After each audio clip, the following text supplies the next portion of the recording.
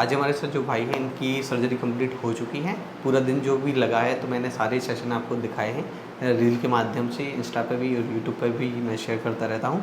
तो अभी भाई आपको बताएंगे कि अभी क्या कंडीशन है, मतलब कैसा लग रहा है अभी आपको? अभी थोड़ा हल्का सा सर पे भारीपन लग रहा है। हाँ। पर वो एनेस्थीसिया सुबह लगा जाता है तो उसका असर धीरे धीरे ख़त्म होता है। हाँ। और जैसा कि सर ने बताया कि अभी रात का मतलब डिनर अभी हुआ नहीं है, तो डिनर के बाद मेडिसिन्स रहती हैं जो हमें लेना रहता है, पेन किलर्स वगैरह रहती हैं, एंटीबायोटिक रहती हैं। तो ये उसके बाद नॉर्मल हो जाएगा। और फिर उसके बाद अभी नाइट के बाद जो भी रहता है फिर उसके बाद तो ये बताते हैं। अभी क्लिनिक में आज स्टे करने वाले हैं, ये कल कर जाएंगे। ठीक है, अभी इनकी ड्रेसिंग कर दी गई है। तो अभी मैं थोड़ा सा रिटर्न ले जाता हूँ कि जब इनका हेयर एक्सट्रैक्शन स्टार्ट हुआ था, मतलब तो कि बालों को निकालना स्टार्ट किया गया था डोनर एरिया से, तो इस टाइम पर मेरी इनसे बात होती है। तो मैं एक छोटा सा वीडियो दिखा रहा हूँ, तो आप वो देख लीजिए।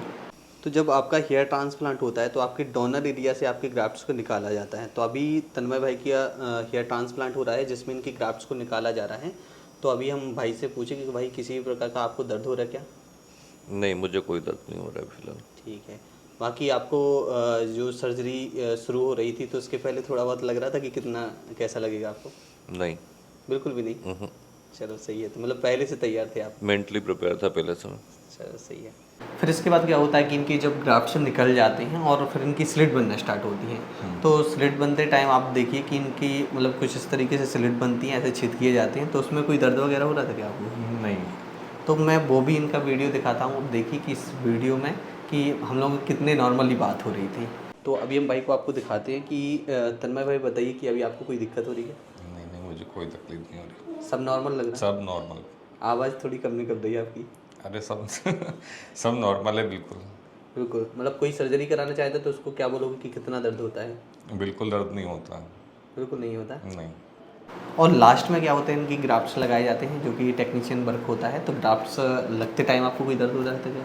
नहीं, वो जहाँ पर अगर हो भी रहा था तो उस टाइम पे एनेस्थीसिया दे दिया जाता है डबल से। अच्छा। तो वो पेन खत्म हो जाता है। अच्छा, काफ़ी थोड़ा टाइम बहुत में जब था। होता है तो वो कुछ इतना ज़्यादा होता है कि सहन नहीं कर पाओगे, थोड़ा बहुत फील होने लगता? नहीं नहीं, हल्का सा फील होता है। हाँ। क्योंकि जब एनेस्थीसिया देते हैं तो बिल्कुल ही फील नहीं होता कि क्या हो रहा है आपके सर पे।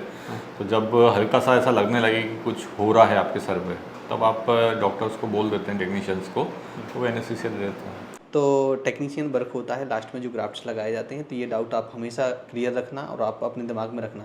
बस उसमें ये पता रहना चाहिए कि भाई टेक्नीशियन एक्सपीरियंस हैं, पुराने हैं कि नहीं, इन सारी चीज़ें क्लियर होनी चाहिए। तो अभी हम तन्मय भाई से पूछते हैं कि अभी आपको कोई दर्द तकलीफ हो या जो आपका प्रोसीजर चल रहा है तो इसमें आपको कोई दिक्कत तो नहीं हो रही? नहीं, अभी फ़िलहाल मुझे कोई ऐसी प्रॉब्लम नहीं हो रही है, ना मुझे पूरे प्रोसेस में कोई ऐसी तकलीफ आई है। और जो टेक्निक मैंने यूज़ करवाई थी वो टेक्निक पूरी मेरी वेल एक्सपीरियंस सर्जन के द्वारा हुई है, जो अंकित जैन सर हैं यहाँ पे, उनके द्वारा। और अभी जो टेक्नीशियन भी चीज़ें प्रोसेस यूज़ कर रहे हैं वो सब वेल एक्सपीरियंस टेक्नीशियन है। तो टेक्नीशियंस ये चीज़ करते हैं तो इससे कोई प्रॉब्लम नहीं है। बाकी पूरी प्रोसीजर सर्जन के उससे ही हुई है, तो ये नॉर्मल चीज़ है। चलो, तो भाई आपकी पहली कंडीशन मतलब इसमें क्या थी कि जब आपका हेयर लॉस हो रहा था तो पहले ठीक ठाक थे, आपके बाल अच्छे थे, आपने फोटोज हाँ, बताई थी मेरे ना? 3-4 साल पहले काफ़ी अच्छे हेयर्स थे, काफ़ी डेंस वॉल्यूम था उनमें। बट धीरे धीरे उनके फॉलो होने की वजह से काफ़ी चीज़ें मैंने अच्छा, लूज़ कर हेयर ली। लॉस कैसे आपका स्टार्ट हुआ था, कोई दिक्कत? एक्चुअली में मैं मतलब मल्टी स्टेट में, तो वैसे ही मेरा प्रोफेशनल है, एक सॉफ्टवेयर इंजीनियर हूँ मैं, तो मैं मल्टी स्टेट में रहता ही हूँ। और मैं आईएएस की प्रिपरेशन करने गया था मेरी इंजीनियरिंग के बाद में दिल्ली। अच्छा। तो वहाँ पे जो पानी की प्रॉब्लम है उसको मतलब मैं फेस नहीं कर पाया, उसमें स्ट्रगल करने की वजह से मेरा हेयर लॉस काफ़ी ज़्यादा हुआ था। अच्छा, हेयर लॉस, फिर उसके बाद आपने काफ़ी उसके मेडिसिन बाद मैंने वगैरह दी? टीआरपी प्रोसेस देखा 1-2 बार, तो मुझे ट्राई भी किया, बट इतना ज़्यादा मुझे उससे मतलब फ़ायदा इम्पैक्ट कुछ नहीं फील आया, नहीं ना हुआ? हाँ। बेनिफिशियल रही मेरे लिए वो। तो मतलब फाइनली ट्रांसप्लांट ही करा लो इतना फाइनली सब चीज़ें करने से? हाँ।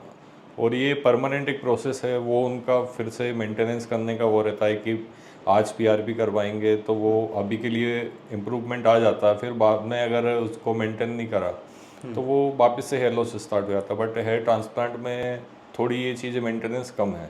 हाँ। बाकी एक बार बाल गए हैं तो उनको लगभग बचा के तो रखना है, ये तो पूरी कोशिश करना कि कोई मेंटेनेंस तो हमें हाँ, रखना जो ही। एग्जिस्टिंग हेयर है उनको अगर नहीं बचा के रखेंगे तो डेंसिटी तो कम होगी। डेंसिटी कम हो गई। तो आपने मतलब इनसे जाना कि सारी चीज़ें ऐसी होती हैं। और सर्जरी में कोई प्रॉब्लम नहीं होती। मैंने तो खुद कराई थी और वो 3 साल मुझे हो गए हैं, तो इस बेस पर ये मेरा रिजल्ट देखकर क्लिनिक आए हैं। तो आखिर एक बात बताइए कि क्लिनिक को चूज़ करना और मेरे थ्रू आना, 2 चीज़ें आपको क्लियर कर दीजिए कि आखिर इसकी ज़रूरत क्यों पड़ी आपको? पहली चीज़ तो ये अभी जो ट्रांसप्लांट है, ये सभी के मन में कुछ ना कुछ डाउट्स रहते हैं, रूमर्स सुनते हैं या कहीं ना कहीं से कुछ ना कुछ ऐसी चीज़ें सुन लेते हैं जो अभी इतने कॉन्फिडेंट नहीं है कि हर इंसान करा पाता है। उसके लिए बहुत थोड़ा कॉन्फिडेंस तो चाहिए।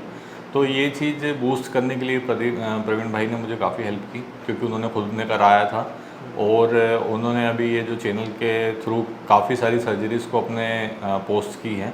तो उनका जर्नी वो हर एक किसी की देख रहे हैं, तो उन्हें भी काफ़ी एक्सपीरियंस हो गया है। और जब इंसान खुद के साथ साथ दूसरे को भी देखता है तो उससे काफ़ी नॉलेज हो जाता है कि किस जर्नी से वो गुजर रहा है डेली। तो ये सब चीज़ देख के और मैं उनके साथ टाइम स्पेंड करके मुझे ऐसा लगा कि हाँ, मैं भी करा सकता हूँ, ये कोई बहुत बड़ी चीज़ नहीं है।